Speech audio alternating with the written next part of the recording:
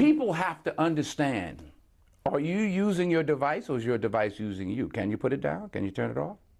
Where ignorance is bliss, 'tis folly to be wise. These were the final words in a poem in 1742, written by a man named Thomas Gray. Thomas watched young schoolboys playing sports, completely unaware of the brutal hardships, diseases, and heartbreaks awaiting them in adulthood.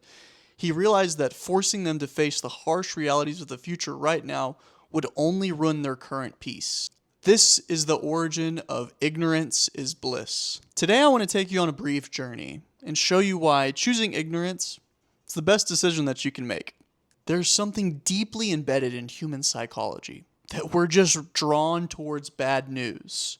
Many scientists believe this comes from how neuroticism helped us evolve.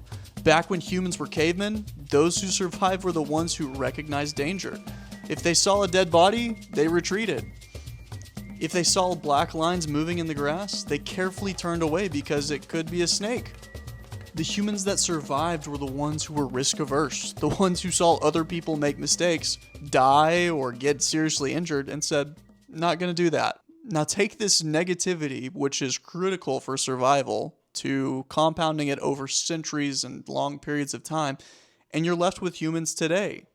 And now the thing that helped us survive and make it through all these centuries is now being turned against us.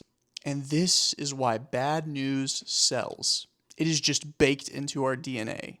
And big tech companies have spent billions exploiting this glitch in our biology. I want to take you through 3 legal battles that Meta has faced for doing exactly this. First, let's look at Meta's emotional contagion study.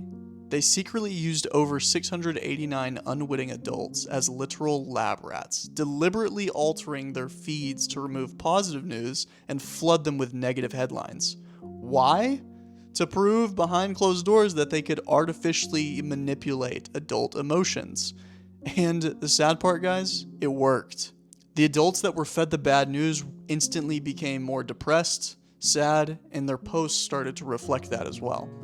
Second, look at the Federal Trade Commission who issued a $5 billion lawsuit against Meta. That case unmasked how the psychological profiles of millions of fully grown adults were secretly scrapped, mapped, and weaponized. They used adults' deepest fears and neurotic tendencies to feed them targeted outrage, deliberately triggering the caveman fear glitch to alter real-world behavior and social division. And the thing is, if grown adults are falling victim and prey to these practices, your kids aren't safe either. To see how deep that this corporate focus on engagement for these media platforms goes, the final and third case we're going to look at is what happened in New Mexico in 2026. A jury handed down a massive $375 million verdict against Meta for endangering children and misleading the public about platform safety. The state's attorney general proved that Meta's design features, like the infinite scroll and push notifications, were intentionally engineered to maximize teen traffic and hook young users into an addictive loop. The lawsuit exposed that if a child stops scrolling and stares at a toxic, disturbing post in horror, Meta's algorithm registers that dwell time as engagement. Instead of filtering the danger, the system treats it as interest and aggressively floods the child's feed with more and more of it. And if you think that's bad, it actually gets worse. Evidence revealed that Meta's recommendation algorithms proactively drove minors down dark rabbit holes, directly connecting vulnerable children with online predators. Internal documents proved executives knew their safety measures were undersourced and ineffective, yet they publicly claimed their platforms were safe for everyone. They took our ancient evolutionary survival mechanism and turned it into a billion-dollar trap to be used against us. They created a digital meat grinder that monetizes a child's attention at the direct expense of their mental well-being. By now, I hope you can see 2 points that I'm making here. For one, we're hardwired to look at negative news. And 2, media platforms completely understand this. They know it very, very well. They study this to keep us on their platform as long as humanly possible. I remember seeing this clip actually a couple of years ago, and I want to share it here because I think it fits perfectly. If you don't read the newspaper, you're uninformed. If you do read it, you're misinformed. So what do you do? That's a great question. What is the long-term effect of too much information? One of the effects is the need to be first, not even to be true anymore. So what a responsibility you all have to tell the truth, not just to be first, but to tell the truth. We live in a society now where it's just first. Who cares? Get it out there. We don't care who it hurts. We don't care who we destroy. We don't care if it's true. Just say it. Sell it. Anything you practice, you'll get good at, including BS. Though it was short, I think it perfectly sums up or encapsulates what we're going through on a daily basis. If you decide to not partake and unplug, you have no idea what's going on around you. But if you plug in, you're just drinking water from a fire hydrant, just tons and tons of information that you cannot emotionally and mentally process. You see, in this scenario, it feels like you're in a lose-lose situation, but not so fast. I think there is a winner here. I know a lot of us have always heard the lesser of two evils argument, and I'm not even going to be making that today. I think there's a clear, better choice here. To show you what I mean, I want to tell you a quick story. In a social experiment from 1975, researchers brought participants into a room and gave them a series of geometric tracing puzzles. They were told this test measured problem-solving intelligence. The subjects were split into two groups, Group A and Group B. What is really interesting, though, is one of the groups actually ended up solving twice as many problems as the other group. How could this happen? Did the winning group just have higher IQ? Or maybe they were just more efficient at working problems just in general? Actually, neither. What separated the two groups was what happened before they both went in and took the test. In Room A, the game was entirely rigged. The researchers handed the participants a series of geometric puzzles that were mathematically impossible to solve. No matter how smart or creative they were, they failed. The scientists were deliberately conditioning them to believe that whatever they did, it didn't matter. Meanwhile, in Room B, the participants were given normal, completely solvable puzzles. They worked through them and got their answers, and kept their confidence intact. Then came the real tests. The researchers took both the groups, Group A and Group B, and put them in one room together. The people from Room A, who had been conditioned to believe that their choices didn't matter no matter how hard they tried, that it was rigged against them, they gave up and just sat there. But the people from Room B, who hadn't had their mental broken, they just worked, and they did great. And as mentioned before, the result was pretty obvious. People from Room B solved twice as many as people from Room A.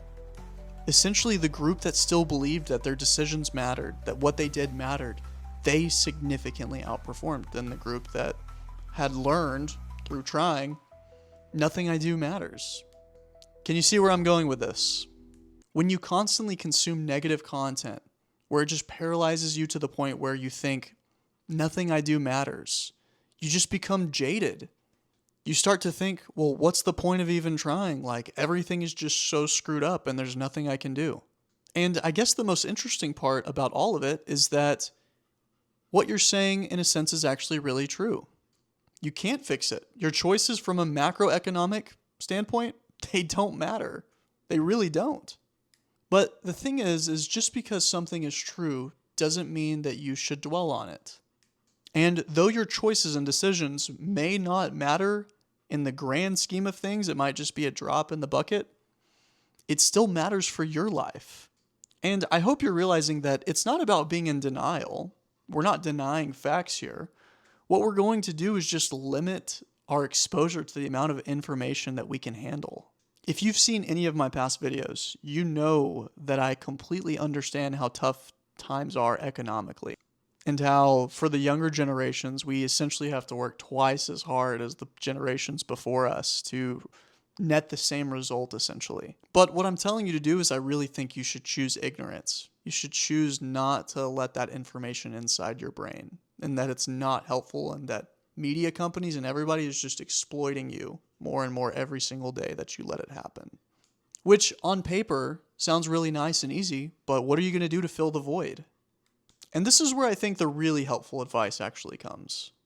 This isn't something I made up. I'm not original for having this, but it is to practice radical gratitude. Instead of being bombarded and overwhelmed by the things that we have absolutely no control over whatsoever, We do have control over ourselves, and specifically our attitude. See, even the strongest person in the world, they can't control how they feel about something.